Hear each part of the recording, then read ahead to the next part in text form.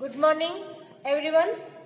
હવે સેમેસ્ટર 5 માં આજે આપણું આ લાસ્ટ લેક્ચર છે, જેમાં આપણે વિટામિન સી નું સંશ્લેષણ અને એના પછી સ્ટીરોઇડ અને હોર્મોન્સ એટલે શું અને એની સામાન્ય સમજૂતી આપી અને એડ્રીનાલિન હોર્મોન વિશે ટૂંકનોંધ અને એનું બંધારણીય સૂત્ર આટલું આપણે આજના લેક્ચરમાં કરવાનું છે. તમે બધાએ જે એસાઇનમેન્ટ લખ્યા છે એમાં મોટા ભાગનાએ વિટામિન સી નું બંધારણીય સૂત્ર ખોટું લખેલું છે. તો દરેક જણા મહેરબાની કરીને જ્યારે પણ ઓર્ગેનિક લખવા બેસો ત્યારે તમારા બંધારણીય સૂત્ર ખાસ વ્યવસ્થિત રીતે લખાય એનું ધ્યાન રાખવું. હવે સૌપ્રથમ આપણે વિટામિન સી નું સંશ્લેષણ ડી ગ્લુકોઝ માંથી કરીએ છીએ. તો વિટામિન સી નું સંશ્લેષણ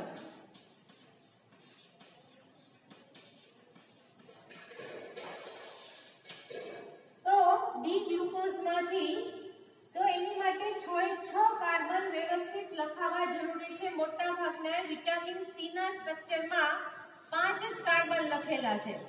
તો 1 2 3 4 5 6 OH, ત્રીજા નંબરના કાર્બન પર આ બાજુ H, OH, H, OH,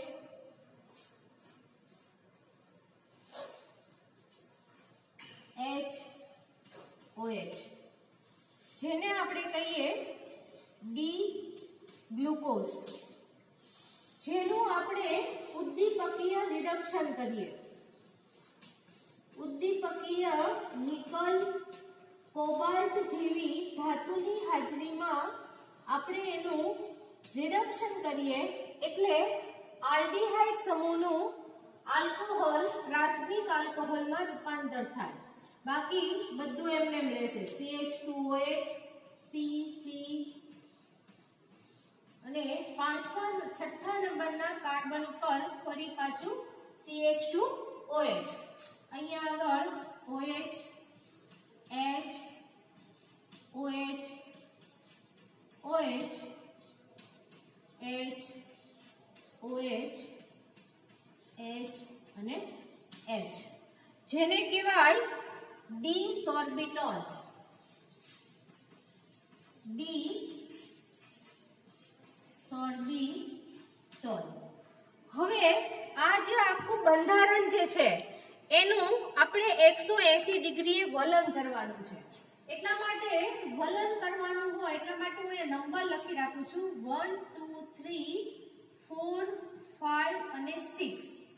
આ વલનમાં એવું થશે કે જે ફર્સ્ટ નંબરનો જે આ કાર્બન જે છે ઈ 6 નંબરમાં આવી જશે અને આ 6 નંબરનો કાર્બન જે છે ઈ 1 નંબરમાં આવી જશે. તો હવે આપણે એનું 80 ડિગ્રીએ વલન કરીએ. તો એની માટે ભૂલ ન પડે એના માટે પહેલા આપણે 6 કાર્બન લખી નાખીએ. 1 2 3 4 5 and 6. હવે ફર્સ્ટ અને 6 બંને ઉપર CH2OH આવેલું છે તો એ આપણે પહેલા લખી લઈએ. CH2OH. હવે જે H અને OH ના સ્થાન જે છે એ બદલાઈ જશે. આ જે 5th નંબર ઉપર જે છે એ 2 નંબર ઉપર આવી જશે એટલે આપણે અહીંયા આગળ આ રીતે કરી નાખીએ 6 5 4 3 2 અને 1. તો 4 અને 5 ઉપર જે જમણી બાજુ OH જે છે એ ડાબી બાજુએ આવી જશે. OH, OH. થર્ડ નંબર ઉપર જે H જે છે જમણી બાજુ એ ડાબી બાજુ અને આ રીતે H, H, OH અને H. તો આ રીતે ડી સોર્બિટોલ ટોલનું આખું 80 ડિગ્રીએ વલન થાય, જેને આપણે કહીએ એલ સોર્બિટોલ. હવે આ બંધારણ જે આપણને એલ સોર્બિટોલ મળ્યું એનું આપણે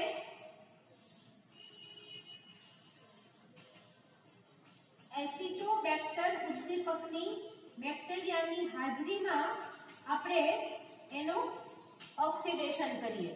આ ઓક્સિડેશન કરીએ એટલે જે બીજા નંબરનો કાર્બન જે છે એ સ્થાનના બંને હાઇડ્રોજન દૂર થશે અને આપણને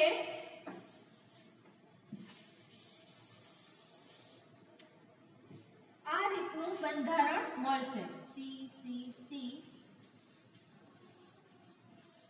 બંને છેડા ઉપર CH2OH. બીજા નંબરના કાર્બન પરથી બે હાઇડ્રોજન દૂર થયા એટલે ત્યાં આગળ C double bond OH OH H OH જેને કહેવાય એલ સોર્બોઝ.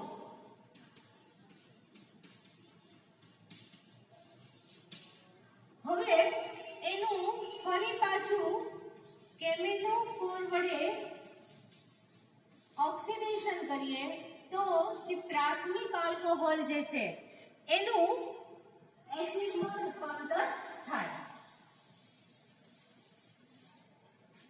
અહીંયા આગળ COH C double bond O COH CH COH CH CH2OH. અહીંયા OH H OH આને કહેવાય 2 કીટો ગ્લુકોનિક એસિડ. હવે આમાં આપણે આ રીતે જોઈએ તો આ આલ્ફા, આ બીટા, આ ગામા અને આ ડેલ્ટા. તો આલ્ફા સ્થાન ઉપરના કાર્બોક્સિલિક સમૂહથી ડેલ્ટા સ્થાન ઉપર OH સમૂહ આવેલો હોય તો આવા સંયોજનમાં લેક્ટોનાઇઝેશનની પ્રક્રિયા થાય અને આ પ્રક્રિયા દરમિયાન પાણીનો અણુ દૂર થઈ અને લેક્ટોન ચક્ર ઉદ્ભવે. ત્યારે અહીંયાથી CO અને આ હાઇડ્રોજન પાણીના અણુ તરીકે દૂર થાય તો આને સામાન્ય ગરમ કરવાથી પાણીનો અણુ દૂર થાય અને લેક્ટોનાઇઝેશનની પ્રક્રિયા થાય. લેક્ટોનાઇઝેશન તો અહીંયા આગળ CO C double bond O CH C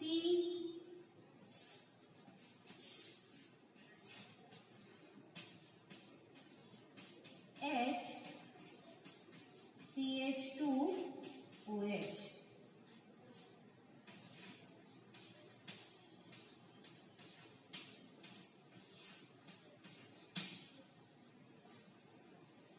તો આ રીતે આપણું વિટામિન સી નું સ્ટ્રક્ચર બને. હવે આપણે જ્યારે એનું બંધારણ ભણ્યા હતા ત્યારે આપણે એવું ભણ્યા હતા કે બીજા અને ત્રીજા કાર્બન વચ્ચે આપણે ઇથિલિનિક દ્વિબંધ આવેલો હોય તો આપણે એને બીજી રીતે લખવું હોય તો આ રીતે પણ લખી શકાય. C double bond O C C C C H OH CH2OH જેમાં પહેલા અને ચોથા કાર્બન વચ્ચે લેક્ટોન ચક્ર આવશે અને તો આ બંને વિટામિન સી નું બંધારણ થયું. તો આ ટોપિકના જે બે મેઇન પ્રશ્ન હતા, વિટામિન એ અને વિટામિન સી નું બંધારણ પુરવાર કરો અને એનું સંશ્લેષણ આપો, જે આપણે અહીંયા કમ્પ્લીટ કર્યું. હવે નો ક્વેશ્ચન છે કે હોર્મોન અને સ્ટીરોઇડ એટલે શું? તો કે હોર્મોન્સ એટલે શું? તો કે આપણા શરીરમાં આવેલ નલિકા રહિત ગ્રંથિઓમાંથી સ્ત્રાવ રૂપે આપણને જે કાર્બનિક સંયોજનો મળે છે, જેને આપણે અંતઃસ્ત્રાવો કહીએ છીએ. અત્યાર સુધીમાં જુદા જુદા 60 જેટલા અંતઃસ્ત્રાવોની શોધ થઈ છે અને આ અંતઃસ્ત્રાવો આપણી શરીરમાં, આપણા મગજમાં એવું હોય કે સ્ત્રાવ એટલે કોઈ પણ નલિકા મારફતે પણ કોઈ પણ ગ્રંથિમાંથી એવી રીતે સ્ત્રાવ રૂપે જળતા હોય. સામાન્ય રીતે આપણે બહુ ડાયાબિટીસના રોગથી બહુ જાણીતા છીએ. તો આ જે ડાયાબિટીસનો રોગ જે છે એ આપણા શરીરમાં આવેલી પેનક્રિયાસ ગ્રંથિમાંથી જે ઇન્સ્યુલિનનો સ્ત્રાવના પ્રમાણનું વધઘટ થાય તો એના હિસાબે આપણને ડાયાબિટીસનો રોગ થાય.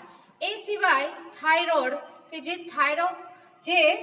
થાઇરોઇડ આપણે રોગ કહીએ છીએ, તો આ રોગ આપણા થાઇરોઇડ નામની ગ્રંથિમાંથી થાઇરોક્સિન અંતઃસ્ત્રાવના વધઘટના પરિણામે પણ આ રોગ થાય છે. એ સિવાય આપણી ઊંચાઈ જેના માટે જવાબદાર છે એવી આપણી પિચ્યુટરી ગ્રંથિ. તો આ પિચ્યુટરી ગ્રંથિમાંથી આપણને પિચ્યુટ્રીન નામનો જે અંતઃસ્ત્રાવનો સ્ત્રાવ હોય છે, જે આપણા બંધારણ માટે, શારીરિક બંધારણ માટે જવાબદાર છે. એ સિવાય એડ્રિનાલ ગ્રંથિમાંથી એડ્રિનાલિન કે જે સૌપ્રથમ અંતઃસ્ત્રાવની શોધ થઈ હતી, તો આ અંતઃસ્ત્રાવ છે એડ્રિનાલિન. અંતઃસ્ત્રાવો મુખ્યત્વે બે પ્રકારના હોય છે, સ્ટીરોઇડ અને નોન સ્ટીરોઇડ. અંતઃસ્ત્રાવો જે છે તો કે આપણા શરીરમાં આપણને એમ થાય કે વિટામિનથી શું થતું હશે? તો કે આવા વિટામિનની હાજરીમાં અંતઃસ્ત્રાવો પોતાનું કાર્ય વધારે સારી રીતે કરી શકે છે. વિટામિનની ને એની જે ઉણપ જે થાય એનાથી આપણા શરીરની બધી દેહધાર્મિક ક્રિયાઓ તેમજ આપણા માનસિક અને શારીરિક વિકાસ ઉપર પણ અસર પડે છે, કારણ કે વિટામિનની હાજરીમાં આ અંતઃસ્ત્રાવો પોતાનું કાર્ય સારી રીતે કરી શકે છે. આ સિવાય કેટલાક સ્ત્રીઓ અને પુરુષો માટેના અંતઃસ્ત્રાવો જે સ્પેશિયલ કે જે સ્ત્રી અને પુરુષના લાક્ષણિક લક્ષણો માટે જવાબદાર છે, આવા પણ કેટલાક હોર્મોન્સ છે, જેમ કે પ્રોજેસ્ટેરોન અને એસ્ટ્રોન જે સ્ત્રીઓના સેક્સ્યુઅલ હોર્મોન્સ છે અને એ જ રીતે એન્ડોસ્ટેરોન અને ટેસ્ટોસ્ટેરોન કે જે પુરુષોમાં જે દાઢી મૂછ અને એની માટે જે જવાબદાર જે છે, તો આવા પુરુષો માટેના સેક્સ્યુઅલ હોર્મોન્સ છે. તો એ સિવાય આપણે એક એડ્રિનાલિન હોર્મોનની પણ સામાન્ય માહિતી અને એનું બંધારણીય સૂત્ર આપણે આપવાનું છે.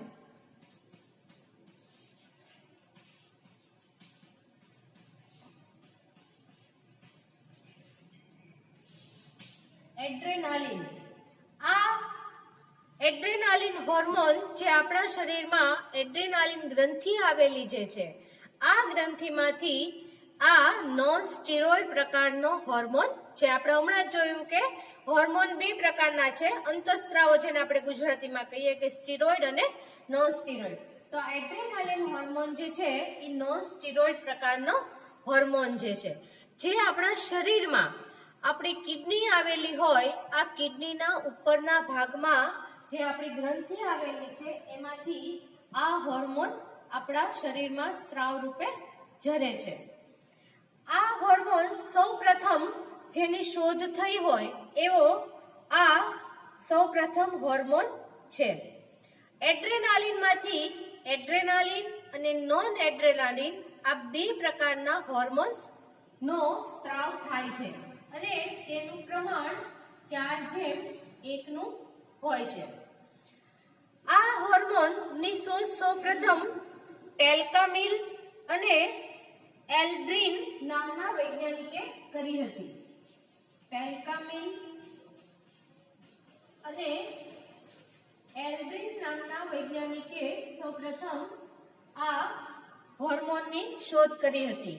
આ હોર્મોન એના આપણે ભૌતિક ગુણધર્મ જોઈએ તો રંગવિહીન ઘન સ્ફટિકમય પદાર્થ છે, જેનું ગલનબિંદુ 211 છે, જે પાણીમાં અદ્રાવ્ય પરંતુ એસિડ અને આલ્કલીમાં દ્રાવ્ય છે. કુદરતી રીતે મળતો જે એડ્રેનાલિન જે છે એ વામભ્રમણીય છે, પણ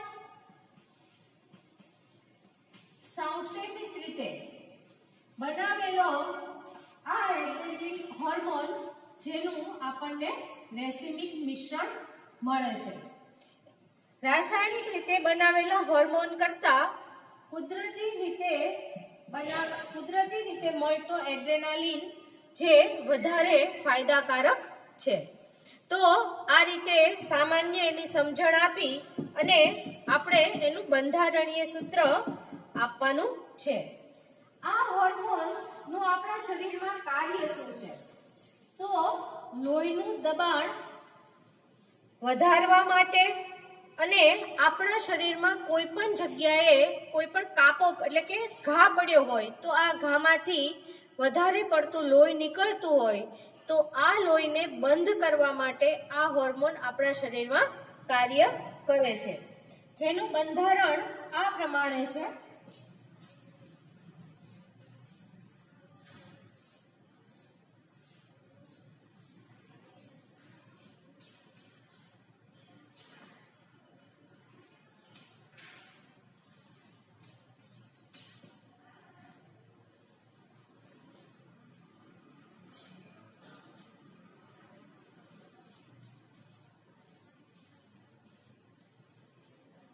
બેન્ઝીન ચક્રના એકબીજાના ઓર્થો સ્થાને OH સમૂહ આવેલા છે. એ સિવાય CHOH, CH2 NH, CH3 જે એડ્રેનાલિન હોર્મોનનું બંધારણ છે. એ સિવાય આને આ રીતે પણ લખી શકાય છે CH2 CH2 NH2. તો આ એડ્રેનાલિનનું રાસાયણિક બંધારણીય સૂત્ર છે. હવે લાસ્ટ કે સ્ટીરોઇડ. તો બધા જ પ્રકારના પ્રાણીઓમાં જે આપણને એક સામાન્ય પ્રકારનું 1,2 સાયક્લોપેન્ટેન પર હાઇડ્રોફિનાન્થ્રીન કેન્દ્ર ધરાવતા કાર્બનિક સંયોજનો જે સ્ટીરોઇડ તરીકે ઓળખાય છે. આ વખતે તો તમારે નાના ક્વેશ્ચન નથી એટલે ન પૂછાય, પણ કદાચ સ્ટીરોઇડની વ્યાખ્યા પૂછાય તો સ્ટીરોઇડની વ્યાખ્યા પ્રમાણે છે કે બધા જ પ્રાણીઓમાં ખૂબ જ પ્રમાણમાં જોવા મળતા અને 1,2 સાયક્લોપેન્ટેન પર હાઇડ્રોફિનાન્થ્રીન કેન્દ્ર ધરાવતા કાર્બનિક સંયોજનોને આપણે સ્ટીરોઇડ કહીએ છીએ. તો સ્ટીરોઇડનું બંધારણ આ પ્રકારે છે.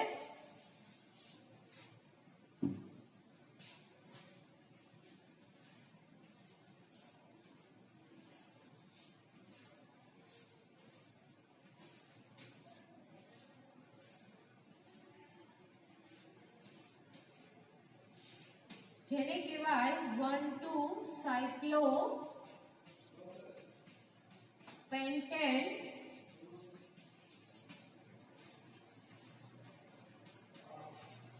પર હાઇડ્રોફિનાન્થ્રીન, જેના આપણે પહેલું અને બીજું સ્થાન જેની હારે સાયક્લોપેન્ટેન ચક્ર જોડાયેલું છે અને આ રીતે 3 ચક્ર વાળું જે બંધારણ જેનું રિડક્શન થયેલું છે, તો આવા બંધારણને આપણે પર હાઇડ્રોફિનાન્થ્રીન કહીએ, જેના પહેલા અને બીજા સ્થાન સાથે સાયક્લોપેન્ટેનનું કેન્દ્ર જોડાયેલું છે.